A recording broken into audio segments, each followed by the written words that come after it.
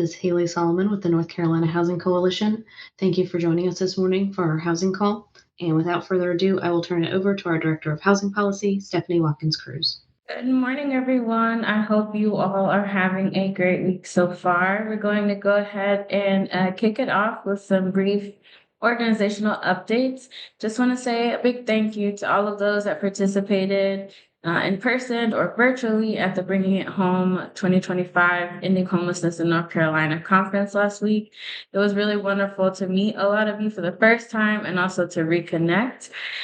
You all, if you registered for the conference, please don't forget to fill out the survey that you received in your emails.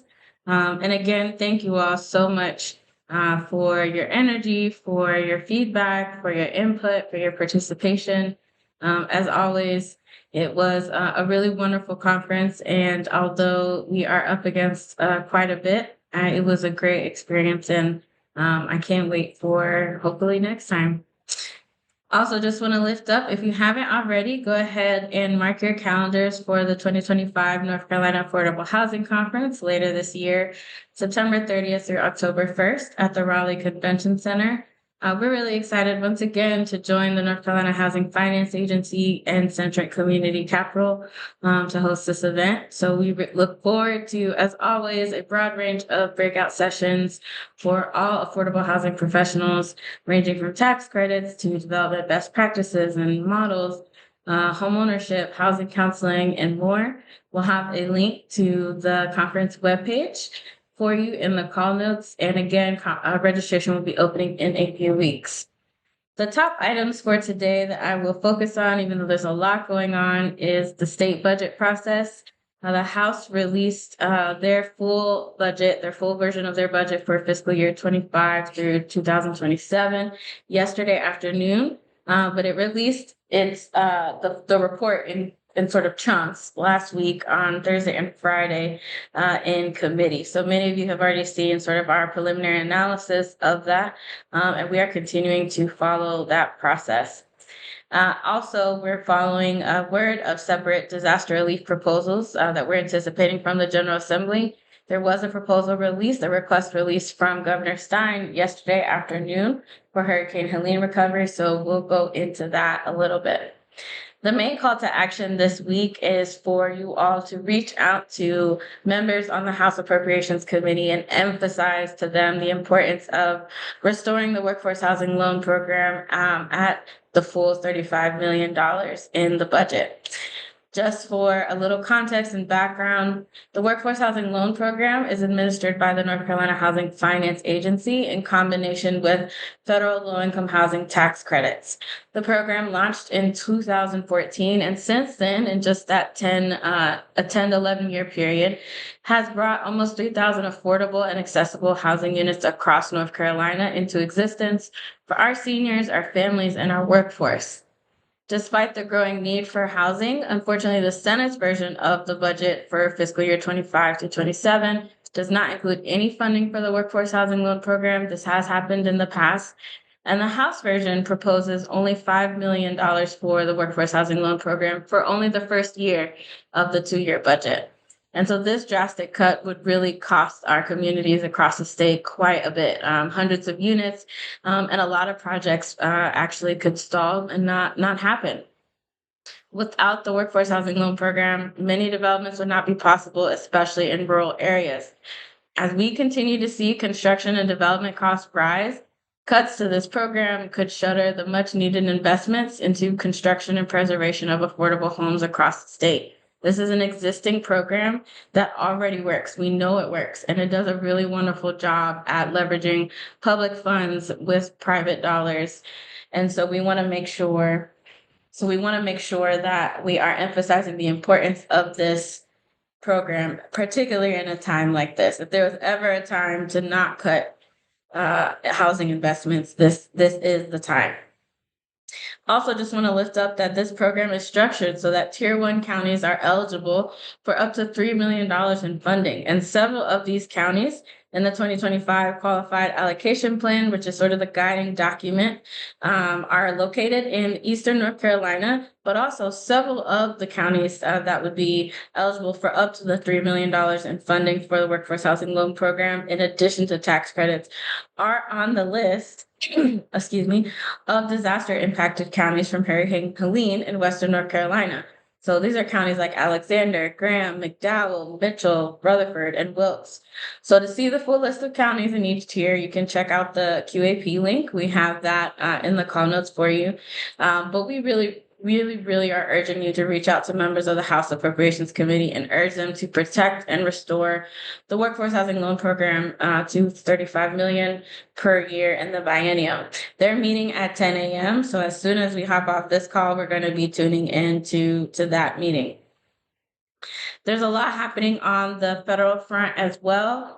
Today, our partners at the National Low-Income Housing Coalition are hosting an advocacy day, a day of action, and nationwide. We're asking for housing advocates from around the state to join in with us to show support for federal housing and homelessness programs and to demand safe, stable, and accessible affordable homes for all. So there is an in-person component to this for folks that are in the DC area, but a lot of this advocacy and a lot of this work is in response to President Trump's skinny budget. And that request would propose significant cuts to several HUD programs and programmatic changes that would create barriers for people not only to access housing assistance, but for there to be housing resources and assistance in general. The skinny budget also pushes a lot of this responsibility and cost to the states. And so once again, it brings me to the state budget. A lot of this work is already being done well, and we want to make sure that we protect the resources that we have, especially in light of all the federal shifts that are happening. We have a comparison chart in the call notes for you. We are comparing the House version, the current proposal, the Senate version for fiscal year 2025 to 2027, as well as the governor's proposed version. And we're even looking at the last biennium budget and where the resources that we follow most closely stood in terms of that budget. In the last budget for fiscal year 23 through 25, the Workforce Housing Loan Program had $35 million in each year of the biennium. It was a non-recurring allocation, which is a big reason why we always push for it to become a recurring allocation.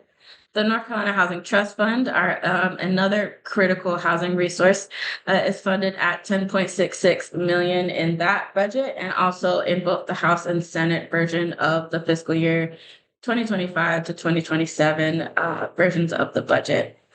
There's also, we track the low-income energy assistance program allocation, the home match, and transitions to community living, which fare pretty well in both versions of the House and Senate budget currently. Unfortunately, neither version of the House or Senate budget seems to include funding for the Bringing It Home, Ending Homelessness in North Carolina conference. And so if this conference means anything to you, you've had a great experience, and you are able to reach out to your members today and this week, especially throughout the next few weeks, please make sure to encourage them to support that, protecting that allocation as well. Like I mentioned, at 10 a.m., the House Committee on Appropriations is meeting. We'll have a link to the agenda as well as streaming details in the call notes for you. We're going to continue to follow these discussions and also be in the building later today and tomorrow to hopefully have more conversations and emphasize the importance of investing and protecting our state's most critical resources for housing development. In the disaster recovery front, the budget does include some allocations, some appropriations to the Hurricane Helene Fund. We are also anticipating a separate relief bill to be released this week around Hurricane Helene recovery.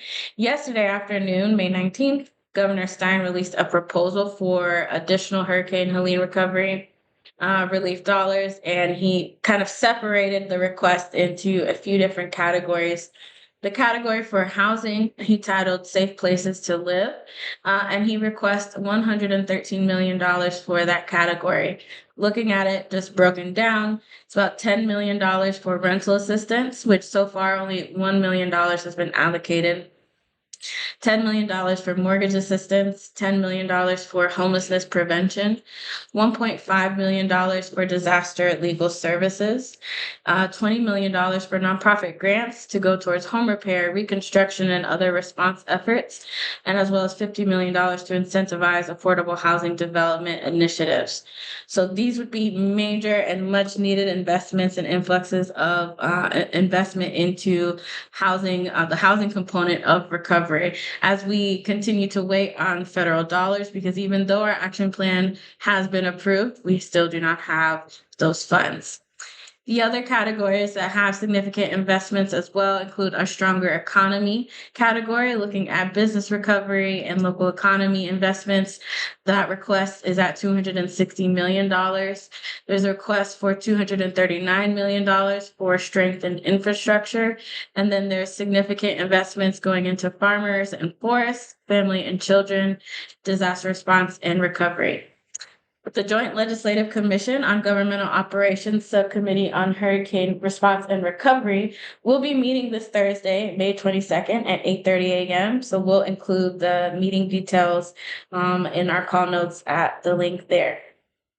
Again, the main focus of today's call is primarily on the state budget. If you have any connections to representatives on the House Appropriations side, if you are a developer and your development has been made possible by the Workforce Housing Loan Program, and or you simply understand the immense need for gap financing, such as the Workforce Housing Loan Program, I really, really encourage you to make a very quick call, send that email, and encourage our House of Representatives to include the Workforce Housing Loan Program at its full allocation, both years in the biennium at $35 billion, and to encourage them to do so also as they negotiate with the Senate for the final version of the budget.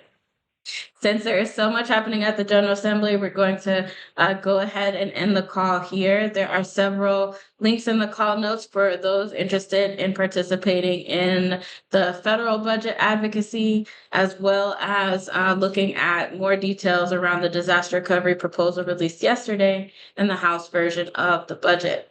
As always, please don't hesitate to reach out if you have any questions or you'd like us to focus on anything in particular, and we will talk to you next time.